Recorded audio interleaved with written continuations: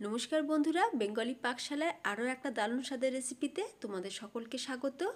আজকে চলে এসেছি দারুণ মজাদার মুখরোচক খাস্তা একটা রেসিপি নিয়ে। আর আজকের রেসিপির নাম হচ্ছে মুখরোচক খাস্তা মশলাদার ডালমুট ভাজা। এই ডালমুট ভাজা আমরা দোকান থেকেই কিন্তু কিনে খাই, কিন্তু বাড়িতে বানানো যে কতটা সহজ সেটা এই ভিডিওটা দেখলেই তোমরা বুঝতে পারবে। সন্ধে গরমাগরম চায়ের সাথে যদি এইরকম ডালমুট ভাজা থাকে তাহলে একদম জমে যাবে। চলো রেসিপি শুরু করা যাক। তো দেখো, প্রথমেই আমি এখানে একটা বাউলের মধ্যে নিয়ে নিচ্ছি ছোলার ডাল। আজ আমি ছোলার ডাল দিয়ে বানাচ্ছি, তবে তোমরা চাইলে মটর ডালেরও বানাতে পারো। এখানে আমি 1.5 কাপ পরিমাণে ছোলার ডাল নিলাম, তো ওজন হিসাবে দেখলে 300 গ্রাম। এবার আমরা ডালটাকে ভালো করে জল পাল্টে পাল্টে ধুয়ে নেব। 3 থেকে 4 বার ভালো করে জল পাল্টে ধুয়ে নিতে হবে। এবার ডালটা ভালো করে ধুয়ে নেওয়ার পর এর মধ্যে আমি দিয়ে দিচ্ছি হাফ চা চামচ পরিমাণে বেকিং সোডা। অল্প সামান্য বেকিং সোডা দিলে ডালটা ভালোভাবে ভিজেও যাবে আর ডালমুটটা বেশ খাস্তা তৈরি হবে। এবার আমরা চাপা দিয়ে এটাকে 3 থেকে 4 ঘন্টা রেখে দেবো।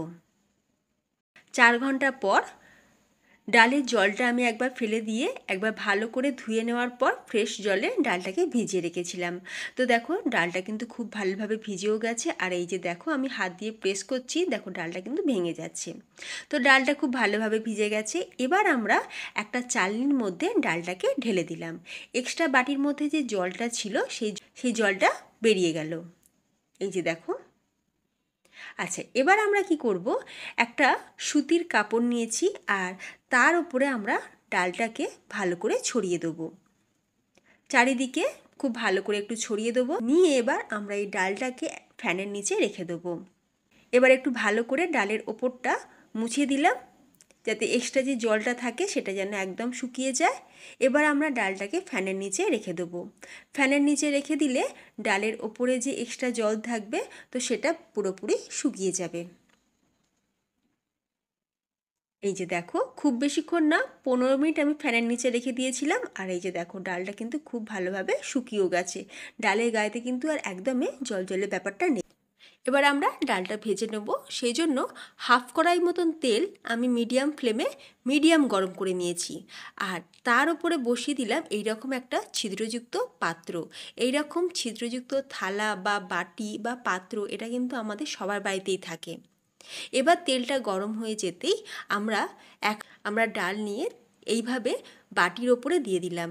যদি এইভাবে ডালটা ভাজা যায় তাহলে দেখবে ডাল ভাজাটা খুব ভালোভাবে হয় আর ডালগুলো ভেজে তোলার সময়ও আমাদের সুবিধাই হয়। তো এই রকম ছিদ্রযুক্ত পাত্র কিন্তু আমাদের সবার বাড়িতেই থাকে। তো এই পাত্রের মধ্যে কিন্তু ডাল ভাজাটা করলে খুব ভালো হবে। তো গ্যাসের ফ্লেমকে অবশ্যই মিডিয়ামে রাখতে হবে, হাই ফ্লেমে কখনোই ভাজবে না, তাহলে কিন্তু ডালটা পুড়ে যেতে পারে। তো মিডিয়াম ফ্লেমে ডালটাকে দেখো ভেজে নিয়েছি। ডালটা তেলের মধ্যে দেওয়ার পরই দেখবে অনেকটা বাবলস উঠবে। তারপরে যখন ডালটা ভাজা হয়ে যাবে দেখবে ধীরে ধীরে বাবলসটাও কমে যাবে আর ডালটা তেলের ওপরে ভেসে উঠবে। তাহলেই বোঝা যাবে যে ডালটা খুব ভালোভাবে ভাজা হয়ে গেছে। আর ফ্রেন্ডস, এই যে দেখো, ডাল ভাজাটা কিন্তু আমাদের হয়ে গেছে। আমি সাঁড়াশি করে তুলে নিলাম, যেহেতু বাটিটা গরম তো সাঁড়াশি করে তুলে নিয়ে আমি ঢেলে রেখে দিলাম। একই রকমভাবে আবারও আমি ডালগুলোকে ভেজে নেব।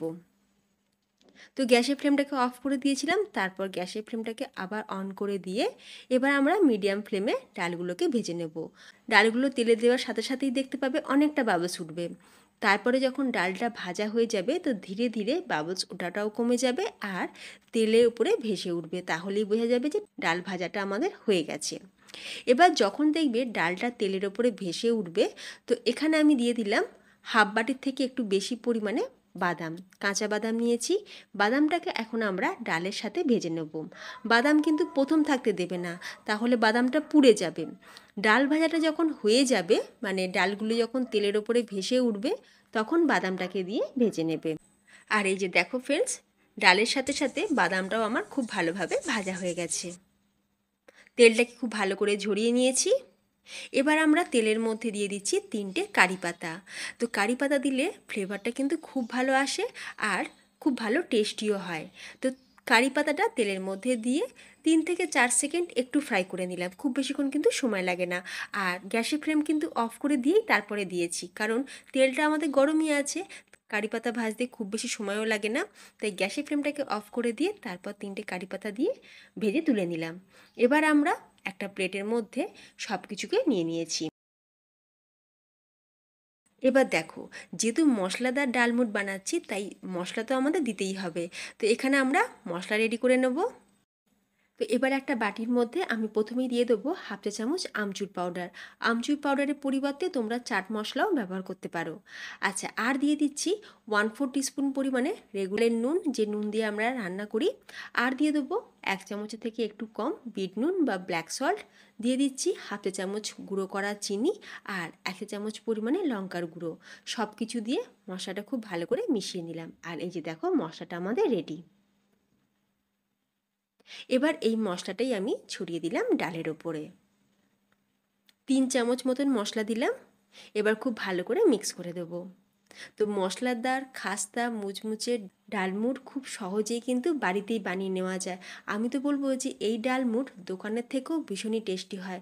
দোকানে দেখো সেই কবেকার তেল দিয়ে, কত পুরনো তেল দিয়ে ডাল ভাজে বা চানাচুর তৈরি করে। বাড়িতে যদি একদম হেলদিভাবে বানিয়ে নেওয়া যায় তাহলে সেটা খাওয়ার মজাটাই আলাদা। আওয়াজটা শুনে তোমরা বুঝতেই পারছো যে কতটা মুচমুচে হয়েছে।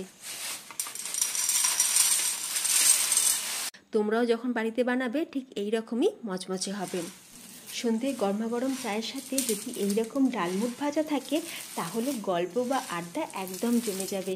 এছাড়াও সারাদিন ঘুরতে ফিরতে যদি হালকা ফুলকা খিদে পায় তখনও কিন্তু এই রকম ডালমুট ভাজা এক মুঠো হাতে নিয়ে খেতে থাকবে, দেখবে দারুণ মজা লাগবে। তো তোমরা বাড়িতে এইভাবে বানিয়ে দেখো, আর বাড়িতে বানালে আমাকে অবশ্যই কমেন্টে জানিও তোমাদের কেমন লাগলো। আজকের রেসিপি যদি ভালো লাগে ভিডিওতে একটা লাইক দিও। তোমাদের বন্ধু বান্ধব আত্মীয় স্বজনের মধ্যে ভিডিওটাকে শেয়ার করে দিও, যাতে তারাও খুব সহজে একদম হেলদিভাবে বাড়িতেই বানিয়ে নিতে পারে ডাল মশলাদার মচমচে ডালমুট ভাজা। আমার চ্যানেলে নতুন বন্ধু হয়ে থাকলে প্লিজ চ্যানেলটি সাবস্ক্রাইব করে পাশে থাকা বেল আইকন অবশ্যই প্রেস করে রাখবে। তাহলে আমি চ্যানেলে যখনই ভিডিও আপলোড করব তার নোটিফিকেশন সবার আগে তোমাদের কাছে পৌঁছে যাবে। আর এই যে দেখো, আমি একটা কন্টেনারের মধ্যে ডালমুটটাকে ভরে দিলাম। এবার আমি এটাকে ঢাকনাটা বন্ধ করে রেখে দেবো। এইভাবে স্টোর করে রাখলে, এইভাবে এয়ারটাইট কন্টেনারের মধ্যে রেখে দিলে 1 মাস পর্যন্ত ডালমুট ভাজা এইরকমই খাস্তা মচমচে থাকবে, একটুও নরম হবে না। তো ফ্রেন্ডস, ভিডিওটা আমি এখানেই শেষ করলাম। তোমরা সকলে ভালো থেকো, ধন্যবাদ।